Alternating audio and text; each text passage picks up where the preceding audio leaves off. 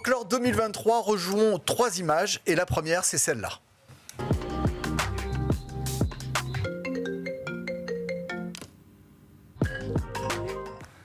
Ouais, David Beckham. Le mec a quand même la classe, hein, qu'il se fasse une pub pour des montres, des chaussures ou du café, il est extraordinaire. Mais ce qui est extraordinaire, c'est very shocking. C'est quand même un Britannique, on est en train de briser la loi, c'est le pays du thé, c'est le pays du tea time. Et là, aujourd'hui, l'astuce formidable de Nespresso, c'est de s'engouffrer avec une égérie britannique extraordinaire et d'imposer le café non seulement au Royaume-Uni, mais aussi aux États-Unis, parce que n'oubliez pas une chose, c'est que Beckham est président de l'Inter Miami. Je reviens sur une chose vachement habile de la part de Nespresso, c'est qu'avec George Clooney, ils avaient réussi, sachant qu'il avait une maison au lac de Côme, ils avaient réussi à faire le lien entre l'industrialisation de Nespresso et le carton qu'ils font aux États-Unis et le pays du café qui était l'Italie. Là maintenant, ils s'attaquent au pays du thé. Bravo. Dans la pub d'ailleurs, il y a le coffee break. Finalement, parce qu'il se fait appeler par le bureau, office, et il décide de ne pas répondre, et il se fait son coffee break. Ça veut dire que rien n'est plus fort qu'un moment de café Nespresso. Moi, je suis fan de Beckham, moi, j'adore. Ah, moi aussi, j'adore. Ouais, pour vendre n'importe quoi, j'achète. Je suis client. D'ailleurs, il faudrait qu'ils vendent Apple, les iPhones, parce que je trouve que, quitte à l'utiliser comme un accessoire dans la pub, peut-être qu'Apple va l'utiliser derrière. Je pense que ça va leur donner une bonne idée. Voilà pour la première image. Autre image, celle de Dieu qui a désormais son jour. Moi, je pensais que la place était prise. Pour moi, le jour du Messie, c'est la naissance de Jésus-Christ le 24 décembre. On est bien d'accord. Et si j'ai bien compris, avec le Messie Day, on nous parle du 10 octobre 2024, qui sera le jour où on va célébrer, non pas Messi avec un E, mais Messi sans I, l'Argentin Lionel Messi. Ça fait un peu concurrence, non, d'un point de vue religieux. 10. Non, mais c'est marketing, c'est plutôt pas mal. Ils ont pris le numéro 10. C'est Adidas d'ailleurs. Pardon ? Adidas, voilà, numéro 10, le jour, 10 le mois, 10. Donc, moi, je trouve ça plutôt malin. C'est mémotechnique. C'est clair que je pense que les gens connaîtront plus facilement le jour du Messie Day que le jour de la Révolution française ou autre chose. Malheureusement, la culture change de camp aujourd'hui et le foot risque de créer un peu plus de souvenirs que notre bonne culture. À quand le Yom à Zidane, je pense qu'il reste... Moi, le dieu, c'est Maradona, c'est pas Messi. Absolument. Donc pour moi, j'aurais inversé, j'aurais pris plutôt... Alors non, ce qui serait bien, c'est que le 10, il fête tous les grands numéros 10 de l'histoire. Platini, oui, mais Maradona, Zidane. Messi... À condition qu'il soit chez Adidas. C'est donc forcément, on va exclure, chez Adidas. On va exclure Pelé. Oui, tout à fait. Par contre, Maradona était chez Puma, nos amis. Ouais, Puma, et Pelé était chez Nike. Chez Puma.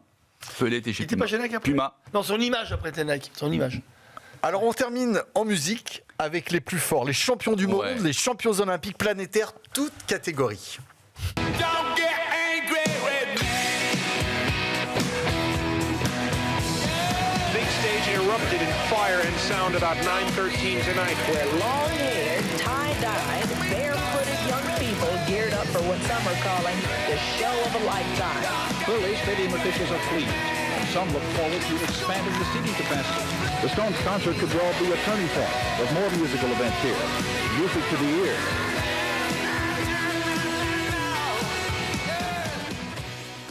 Ouais, alors là, je suis fan absolu. Alors, fan absolu des Rolling Stones, évidemment. Je suis fan absolu du baseball. Mais je suis fan absolu de leur longévité. D'ailleurs, on était entre frères. On est allé voir le concert à l'U Arena il y a quelques temps. Et ils sont extraordinaires. Mais en fait, ils défient toute loi de la physique et toute loi de la génétique. Et c'est très, très habile. Parce que quand on regarde un match de baseball, qu'on le regarde en 1920 ou en 2020, c'est exactement la même chose. Le baseball ne changera pas. C'est un petit peu le pastime du dimanche après-midi aux États-Unis. Expliquez l'opération, parce que là on n'a toujours pas compris ce qu'il fait. L'opération, c'est une sorte de cross-branding entre la ligue de baseball et les Rolling Stones. Donc ils associent le logo, la langue pendue des Rolling Stones, où on va pouvoir vendre des vinyles qui seront estampillés de toutes les franchises de baseball américaines. Ça, c'est la première chose. La deuxième, c'est qu'il y a un héritage, depuis les années 60 jusque dans les années 2000.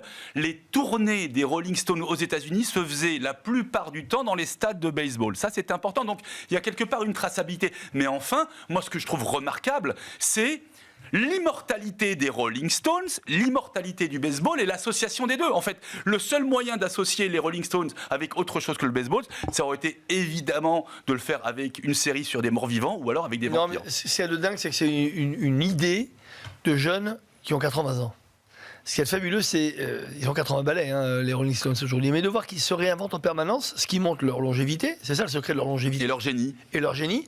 Mais d'adapter en fait la sortie d'un album qui est toujours vu comme quelque chose de dingue, d'abord en vinyle, donc ils reprennent un ancien format, et d'adapter avec la Major League Baseball aux couleurs de chaque club de la Major League Baseball. C'est-à-dire que toutes les personnes de chaque ville, de chaque franchise, finalement, peuvent avoir le disque à ses couleurs. C'est juste génial, jusqu'au ticket.